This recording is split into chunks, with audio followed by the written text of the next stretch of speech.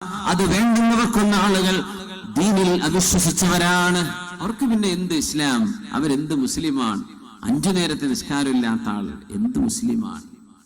നിസ്കാരത്തിന്റെ മധുരമറിയാതെ പോകുന്നവരെ റസൂലുള്ളാഹി സ്വല്ലല്ലാഹു അലൈഹി വസല്ലം തങ്ങളുടെ പരിശുദ്ധമായ പള്ളിയിൽ അല്ലാഹുവിന്റെ റസൂലിനോടുകൂടെ നിസ്കരിക്കാൻ ഓടി വന്നിരുന്ന സ്വഹാബത്ത് എത്രയോ കഷ്ടപ്പാടുകൾക്കിടയിൽ, പ്രയാസങ്ങൾക്കിടയിൽ നടന്നു വരുന്ന വഴികൾ പോലും സുരക്ഷിതമല്ല. അപ്പോഴാണ് ഹബീബ് പറയുന്നത്, ബശ്ശിരിൽ മശാഇന ഫിൽ ബിന്നൂരി താമി യൗമിൽ ഖിയാമ. അന്ത്യനാളിൽ ഇരുളുകളിൽ ടോർച്ച് പോലുമില്ലാതെ സുബഹിക്കും ഇശാഇനും നിസ്കരിക്കാൻ വേണ്ടി വരുന്ന ആളുകൾക്ക് നാളെ പരലോകത്ത് പരിപൂർണമായ വെളിച്ചമുണ്ടെന്ന് പറയണം നബിയേ. ആ വെളിച്ചം കിട്ടാനാ അവർ ഓടി വരുന്നത്. നിസ്കാരം അവരറിഞ്ഞു, അതിന്റെ മഹത്വം അവരറിഞ്ഞു. മൻ ഹാഫള അലൈഹാ كانت له نورا وبرهانا ونجاة يوم القيامة. ആരാണോ അത് നിലനിർത്തിക്കൊണ്ടുപോരുന്നത്, നിസ്കാരം അവർക്ക് പ്രകാശമാണ്, അവർക്ക് അടയാളമാണ്, പരലോകത്തെ നാളെ വിജയമാണ്. അല്ലാഹു നമുക്കത് നൽകട്ടെ. വകാന യൗമൽ ഖിയാമ, നിങ്ങളുടെ മനസ്സിനെ അല്ലാഹുമായി ബന്ധിപ്പിക്കുന്ന നിസ്കാരത്തിലാണല്ലോ എന്ന് സുബ്ഹിക്ക് വാങ്ങി വിളിക്കുമ്പോൾ വിളിച്ചു പറയുന്നത്.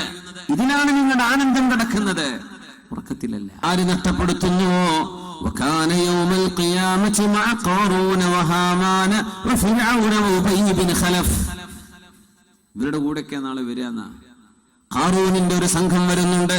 മൂസ നബി അലൈഹിസ്സലാമിന്റെ കാലത്ത് സക്കാത്ത് കൊടുക്കാതെ വിസമ്മതിച്ച ഖാറൂൻ ഭൂമിയിലേക്ക് ആഴ്ത്തിക്കളഞ്ഞു. ആഴ്ത്തിക്കളഞ്ഞ പ്രദേശമുണ്ട് ഇവിടെ, ബുഹൈറത്ത് ഖാറൂൻ, ഖാറൂൻ ലേക്ക് എന്ന് പറയുന്നൊരു തടാകമുണ്ട്. അവിടെയാണ് അദ്ദേഹം താഴ്ത്തപ്പെട്ടത്. തന്റെ കൊട്ടാരവും കൂടെ ഹാമാനിന്റെ കൂടെ, ഫിർഔനിന്റെ കൂടെ, മുനാഫിക്കുകളുടെ നേതാവായിരുന്ന ഉബയ്യ് ബിൻ ഖലഫിന്റെ കൂടെ, ശത്രുക്കളുടെ നേതാവായിരുന്ന ഉബയ്യ് ബിൻ ഖലഫിന്റെ കൂടെ, ഇവരുടെ കൂടെയാണ് നാളെ പരലോകത്ത് അല്ലാഹു അവരെ കൊണ്ടുവരുന്നത്. അതുകൊണ്ട് നിസ്കാരത്തിന്റെ സൗഭാഗ്യം, സുജൂദിന്റെ ഒരു ആനന്ദം നഷ്ടപ്പെടുത്തല്ലേ.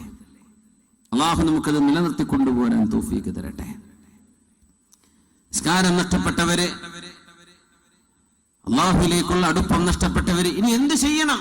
വീണ്ടെടുക്കണം. പ്രായപൂർത്തിയായ ഇടം മുതലുള്ളത് ഖളാ വീട്ടിയെടുക്കണം. നമുക്ക് കഴിയോ? നമ്മൾ ചെയ്തേ പറ്റൂ. ബാക്കി അല്ലാഹുവിനോട് പൂർത്തരാൻ വേണ്ടി പറയാം. തൗബ ചെയ്ത് മടങ്ങുക, പശ്ചാത്തപിച്ച് മടങ്ങുക. പടച്ചവനെ, ഞാൻ ഇത്രയൊക്കെ ആയി റബ്ബേ, എന്റെ നഷ്ടപ്പെട്ടു പോയത് പഴയ കണക്കൊക്കെ എടുത്ത് നോക്കിയാൽ ഒരുപാട് നിസ്കരിക്കാനുണ്ടാവും റബ്ബേ. എന്നാലും ഞാൻ നിസ്കരിക്കാൻ, എങ്ങാനും എന്നെ കൊണ്ട് സാധിക്കാതെ വന്ന് ഞാൻ ഇങ്ങ് ഇടക്ക് മരിച്ചുപോയാൽ എനിക്ക് മാപ്പ് തരണം കേട്ടോ. ഇത് അല്ലാഹുവിനോട് പറയാം. എന്നിട്ട് കടബാധ്യതകൾ വീട്ടുക തന്നെ വേണം. അല്ലാഹു അതിനൊക്കെയുള്ള ഹിമ്മത്ത് എല്ലാവർക്കും അല്ലാഹു നൽകി അനുഗ്രഹിക്കട്ടെ. നിസ്കാരത്തിന്റെ മധുരം നഷ്ടപ്പെടുമ്പോഴാണ് അതറിയാം. എത്രയോ കാലം സുജൂദ് ചെയ്യാത്ത ആളുകൾ, 3 ചെറുപ്പക്കാർ തോന്നിവാസം ചെയ്യാൻ വേണ്ടി പോകുന്ന നേരത്താണ് അതിൽ 4-ാമൻ കൂട്ടത്തിൽ എത്തിയിട്ടില്ല. അവൻ പറഞ്ഞത് ദാ, ഞാൻ നമ്മുടെ ഇന്നത്തെ രാത്രിയിലെ പാർട്ടിക്ക് ഒരു കൊഴുപ്പ് കൂട്ടാൻ ഞാൻ ഇച്ചിരി മദ്യം വാങ്ങിച്ചിട്ട് വരാം. അങ്ങനെ ഓടുകയാണ് മുസ്ലിമായ ചെറുപ്പക്കാരൻ. പക്ഷേ അള്ളാഹുവിനെ മറന്ന് ജീവിച്ചവൻ. കുറച്ചു നേരമായിട്ട്, വരേണ്ട നേരമായിട്ടും കാണാതെ വന്നപ്പോ ഈ കൂട്ടത്തിൽ ഒരുത്തൻ അവനെ തപ്പി ഇറങ്ങുകയാണ്. അവരുടെ കൂടെ ഏതോ ഒരു അന്യ പെണ്ണുണ്ട്. കള്ള് കാത്തിരിക്കുകയാണ് അവരാ രാത്രിയിൽ. പോകുന്ന പോക്കിൽ റോഡ് സൈഡിൽ കാറ് തീ പിടിച്ചിട്ടുണ്ട്. ആളുകളൊക്കെ ഓടിക്കൂടുന്നുണ്ട്. ചെന്ന് നോക്കുമ്പോ തന്റെ കൂട്ടുകാരന്റെ കാറാണ്. ആളുകൾ അവനെ പിടിച്ചൊരു വിധത്തിൽ അവനെ കാറെന്ന് പുറത്തു ചാടിച്ചു. അവന്റെ ശരീരമാസകലം പൊള്ളലേറ്റിരിക്കുകയാണ്. സർവൈവ് ചെയ്യാൻ സാധ്യതയില്ല, മരിക്കുമെന്ന് ഉറപ്പായി. ഇവനും മുസ്ലിമാണ്, തീ പൊള്ളലേറ്റ ആള് മുസ്ലിമാണ്. ഇവനെ കൊണ്ടുപോകുമ്പോ ഈ ചെറുപ്പക്കാരൻ പറയുന്നുണ്ട്, ഞാൻ എന്ത് മറുപടി പറയും? അവനോട് ഞാൻ എന്ത് പറയും? അവൻ ചോദിച്ചു, ആരോടാ നീ പറയുന്നത്? അള്ളാഹുവിനോട് ഞാൻ എന്ത് പറയും? അപ്പോഴാണ് ബോധം തെളിഞ്ഞത്. അലി റളിയല്ലാഹു അൻഹു പറയുമായിരുന്നു, നിങ്ങളൊക്കെ ഉറങ്ങാൻ, മരണം കൺമുമ്പിൽ എത്തുമ്പോ നിങ്ങൾ ഉണരും. അപ്പൊ ഉണരും, റബ്ബേ കഴിഞ്ഞോ, ഞാൻ ഇവിടുന്ന് പോവാണോ? ഒരു ഡോക്ടർക്കും നിങ്ങളെ രക്ഷിക്കാൻ കഴിയില്ല. ഡോക്ടറുടെ മുമ്പിലേക്കൊക്കെ ഒന്ന് കണ്ണിൽ പ്രതീക്ഷയോടുകൂടെ ഡോക്ടറെ എന്തെങ്കിലും നമ്മൾ ശ്രമിക്കാം എന്ന് പറയും. പിന്നെ ഒരു ഒറ്റക്ക് വിളിച്ച് പറയും, പ്രാർത്ഥിക്കേണ്ടവരൊക്കെ പ്രാർത്ഥിച്ചോളൂ, ഒന്നും ചെയ്യാൻ പറ്റൂല, ഞാൻ പോവാൻ, ആർക്കൊന്നും ചെയ്യാൻ പറ്റില്ല, ഞാൻ എന്ത് പറയും അവനോട്, ഞാൻ എന്ത് പറയും അവനോടെന്ന് അവസാനം പറഞ്ഞിട്ടായി ചെറുപ്പക്കാരൻ മരിക്കുന്നത്. ആ രാത്രിയിലെ ഭയാനകമായ അനുഭവത്തിൽ നിന്നാണ് തന്റെ 3 കൂട്ടുകാരും കള്ളുകുടിയന്മാർ കുടി നിർത്തിയിട്ട് 1-ാം നമ്പർ മുസ്ലിമീങ്ങളും ഇന്നവര് പ്രബോധകരാണ്, ദീനിന്റെ ദഅവത്ത് ചെയ്യുന്ന നല്ല മനുഷ്യരാണ്. അന്ന് കേട്ട സുബഹിയുടെ വാങ്ക്, അപ്പോഴേക്കും നേരം പുലരാനായിരുന്നു. സുബഹിയുടെ വാങ്ക് കേൾക്കുന്ന കൂട്ടുകാരൻ മരിച്ചു കിടക്കുകയാണ്. ഞാൻ എന്ത് പറയും? അന്നൊരു വിളിയാളം കേൾക്കുന്നു, ഹയ്യ അലസ്സലാഹ്, നിസ്കരിക്കാൻ വരണം, പ്രാർത്ഥനയ്ക്ക് വരൂ. ഹയ്യ അലൽ ഫലാഹ്, വിജയം വേണോ? ഇങ്ങോട്ട് പോരിൻ, ഇവിടെ വിജയമുണ്ട്, വിജയത്തിലേക്ക് വാ, നിസ്കാരത്തിലേക്ക് വാ. ഇതൊരുപാട് തവണ ചെവിയിൽ കേട്ട വാക്കാണ്, പക്ഷേ അതൊന്നും മൈൻഡ് ചെയ്തിരുന്നില്ല. ഇന്ന് തന്റെ കൂട്ടുകാരൻ ദാരുണമായി മരിക്കുകയും ഞാൻ അവനോടെന്ത് പറയുമെന്നവൻ തിരിച്ചറിവുണ്ടാവുകയും ചെയ്ത ആ ഒരു വാക്കുകളിൽ നിന്ന് അള്ളാഹുലേക്ക് തിരിച്ചു നടക്കാൻ കഴിഞ്ഞു. ചില ആളുകൾക്ക് അള്ളാഹു ഹിദായത്ത് നൽകുന്നത് മറ്റൊരാളിന്റെ അനുഭവമായിരിക്കും. അങ്ങനെയാണ്. തൗബ ചെയ്ത് മടങ്ങുക അള്ളാഹുലേക്ക്, പശ്ചാത്താപത്തിന്റെ വാക്കുകൾ പറയുക, അള്ളാഹുവിനോട് പറയുക, സയ്യിദുൽ ഇസ്തിഗ്ഫാർ പറയുക, റബ്ബേ നിനക്ക് മാപ്പുതാ, വലൗ കാന മിത്ല സബദിൽ ബഹർ, സമുദ്രത്തിലെ നുരകളോളം നിങ്ങൾക്ക് പാപങ്ങൾ ഉണ്ടെങ്കിൽ പോലും അള്ളാഹു പുറത്തു തരുമെന്ന് പറഞ്ഞ ചില ഇസ്തിഗ്ഫാറിന്റെ വചനങ്ങളുണ്ട്. സയ്യിദുൽ ഇസ്തിഗ്ഫാർ ചൊല്ലിയേക്കാം, നിങ്ങളൊക്കെ അത് അറിയുന്ന ആളുകളായിരിക്കും, എന്നാലും നമുക്കൊന്ന് ഒരുമിച്ച് ചെല്ലാം. അതൊന്ന് ചൊല്ലി സുബ്ഹിന്റെ മുമ്പ് നമ്മൾ മരിച്ചാൽ, മൻ ഖാലഹാ മൂഖിനൻ ബിഹാ, മനസ്സുറപ്പിച്ചു പറഞ്ഞാൽ സ്വർഗ്ഗം ഉറപ്പാണ്. സുബഹി നിസ്കാരം കഴിഞ്ഞാൽ ഉടനെ ഈ ദിക്ർ ചൊല്ല, മഗ്രിബിന് മുമ്പ് മരിച്ചാൽ സ്വർഗ്ഗം ഉറപ്പാണ്. സയ്യിദുൽ ഇസ്തിഗ്ഫാർ എന്നതിന്റെ പേര്. ചൊല്ലിക്കോളൂ, അല്ലാഹുമ്മ അൻത റബ്ബി ലാ ഇലാഹ ഇല്ലാ അൻത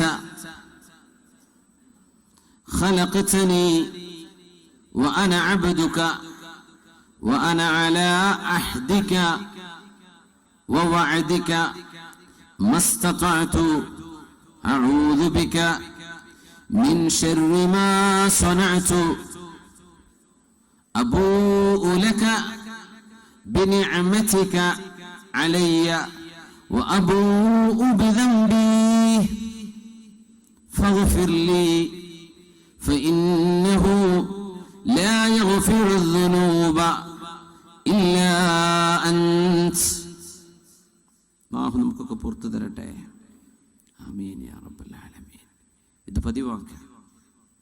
എപ്പോഴും അല്ലാഹുവിനോട് ചോദിക്കുക, പാപങ്ങളോ ബലഗത് ദുനൂബുക അനാനസ് സമാ,